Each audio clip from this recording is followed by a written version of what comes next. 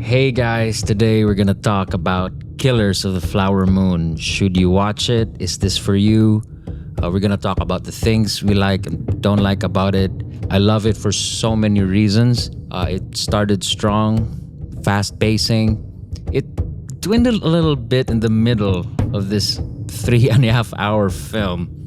But in between those boring moments, there's like 5 seconds of shocking moments that will wake you up if you happen to snooze a little bit. For me, it didn't end with a bang like I expected it to. I was like, oh wait, that's it? Overall, I thought it was a bit emotionally flat. I don't know. What's your overall impression, Jim? Yeah, I feel like the overall good of the film was that it was a piece of history that most people don't know, including me. I don't know the details. I've never read the book.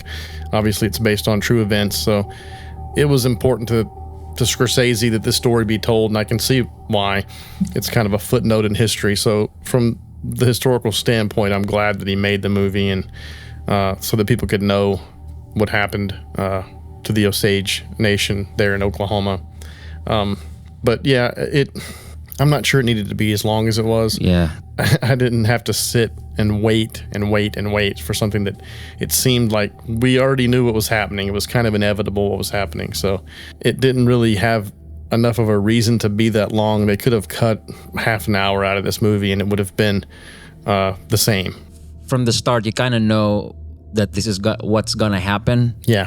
And then it happens, but then when it happens, I have to give credit. I was still shocked. You know, I like how when they kill someone, it's just a camera on a tripod, and then somebody pulling out a gun, and then boom, no music. It's just that's how. It's very matter of fact. What? Yeah, yeah. It was like this is more realistic. It's more like real life. It's gruesome.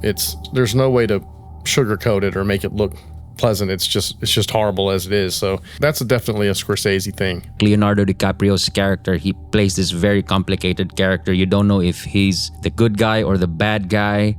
He switches back and forth from good to bad. Is he gonna be a good guy or a bad guy in the end? That's why we watch it. Mm-hmm. And in the end, he's neither one. He's human. He makes bad decisions, but there's something honest and genuine about him on the inside. I wasn't crazy about his performance in this movie. Oh, I don't really? know if it's hard in a way to be sympathetic with the character who's just kind of a dummy. So wait, that's how it's like he's not really catching on to what's happening to him. And you keep waiting for the moment where it's going to click and he's going to realize how he's being manipulated or whatever, but he doesn't.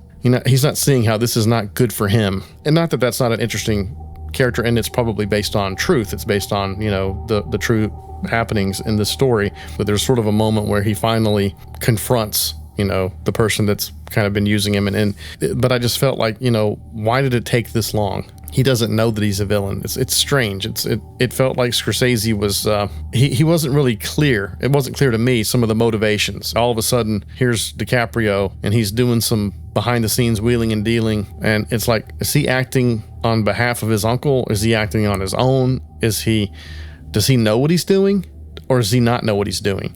He says right out front, I love money and I want money, and he's doing things for money. He likes women too. But yeah, and he likes women too. But at a certain point, he also seemed very genuine when he said, I love my wife. What's her name? Lily Gladstone? I mean, she did an amazing performance. I thought she stood out. The beauty of her acting is in the simplicity, and less is more. She's emotionally flat throughout, but she's interesting despite being emotionally flat. And when she cries, it just hits you. She cries a lot in this film. I think she gave a strong performance. That if I have an issue with it, it's not in any of the performances. It's more in the writing and the execution. And I don't know if it's intentional because he's following a book, he's following a story. My favorite thing about the movie was the side characters. You had a lot of these great character actors that just seemed 100% real. That you felt like they existed in that time period, in that part of the country. It reminded me of the Coen brothers. It reminded me of No Country for Old Men, exactly. or where it's like everybody that you see is like, oh, that person is 100% a real person. That's not an actor.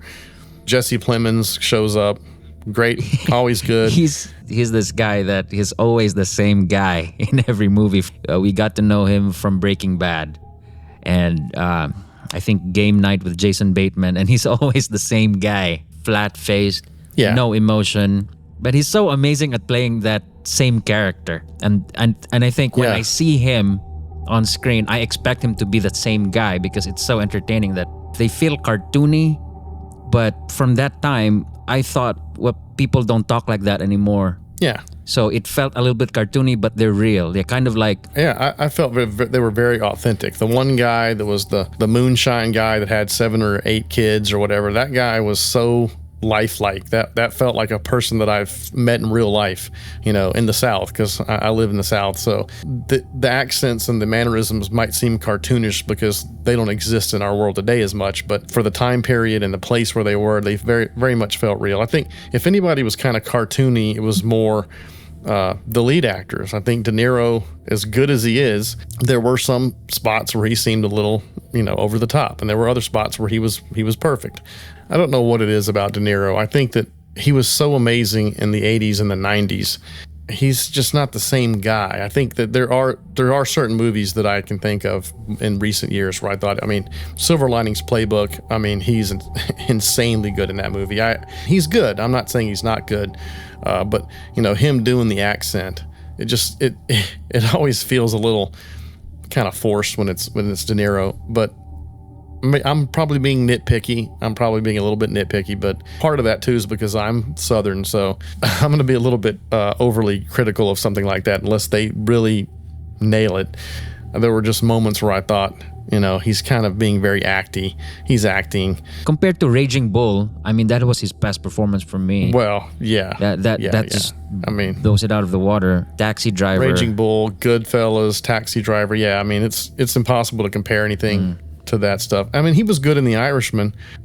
Leo too. Leo was very believable in spots. With other spots, I thought he was kind of stretching it a little bit. I don't think it was his best. Gladstone kind of kept it grounded. I thought she was very good at keeping it grounded. I think she's the best. My overall thought about this movie is kind of like when he did the movie Silence. I don't know if you ever saw Silence. Oh yeah, back with in Andrew Garfield. Yeah. Andrew Garfield and Adam Driver. And that was a passion project for him. It was a historical movie about, the Jesuit priests trying to bring the gospel to Japan. You think that was? I thought it was a snooze fest a little bit. My point is that that's not a movie for the masses. That was a passion project for Scorsese that he made. It's more of an art movie that he knew nobody was really going to see this. It probably played in limited theaters. That's what I felt like with this movie. The only difference is that this has got DiCaprio, so it's going to draw crowds. People are going to go see this, but it didn't feel like the kind of movie that crowds are going to flock to. It's not Wolf of Wall Street where it's just fast. Right. I think Wolf of Wall Street is like his blockbuster type. Well, if you think about it, Wolf of Wall Street is reflective of the era and the people that it's about. Okay, it's in New York City. It's money. It's fast paced. This is Oklahoma in the 1920s. This is a very slow paced movie because it's a period where everything's kind of moving slowly. But at the same time, when there is violence, it's accentuated because of the slow pace. There's some very, very artsy kind of like A24 kind of shots in here. It's very dry. There's not a lot of music. There's just a lot of silence in this movie. Scorsese, how old is he? He's probably in his late 80s or 70s, and I think he's trying something else. That's admirable, but I thought he should probably. I love him. I love this guy. I love this director, but I wish he should have just stuck with the formula that works best for him. But he's at that point in his career, kind of like Spielberg when he did The Fabelmans. It's like he's going to do what he wants to do, and he's going to do his thing. And that's why he can do a movie that's 3 hours long. 4 hours long in The Irishman. Yeah, 4 hours for The Irishman. That's the thing. It's like you'll notice that throughout history, whenever there's a director's cut of a movie, the director's cut is way longer because they don't want to cut anything. And great films are made in the editing. And that's just a fact, whether you're talking about Citizen Kane or Raging Bull. Raging Bull is a perfectly edited film. It takes a lot of strength to say, okay, I'm going to cut this. Even though I love it, I'm going to cut it because it's going to make the overall thing better. So what I noticed in this movie is that there's no voiceover. In his movies, he always does the voiceover. I think a narrator might have helped, actually. I think this is one of those cases where if I had, even if it's from an ambivalent morally ambivalent person like the DiCaprio character. Even if he's the narrator, at least it would kind of give me more of an understanding of what's going on in his head. What's he thinking a little bit? Some people might say that's cheating and, you're being spoon-fed, but I don't think so. I think that Martin Scorsese is the only one I think that could pull off doing so much voiceovers because he's just so good at it. That's one of his signature styles, because when the voiceover happens, that's when the audience knows what the character is thinking, and then so when the character tells a lie to a different character, then now he's lying. Well, how is the other character gonna react against that? Right. So that adds a layer of tension. How would you rate this, 1 to 10? I'm kind of ambivalent about the total package, so I'm going to say 6.5. 6.5. I would give it probably an 8. Just because I didn't fell asleep for 3 hours. For 3 hours, I didn't go to the bathroom. I didn't either. I made sure I had to go really bad because I held it, but I was like, I don't want to miss this Scorsese. I don't want to miss anything. And it seems like a love letter to the Native Americans, especially those people. And that's one of the things I loved about the movie, by the way. If I had to say something I really love that we're getting to see a glimpse of the life of Native Americans and what they had to go through at a certain period in our history.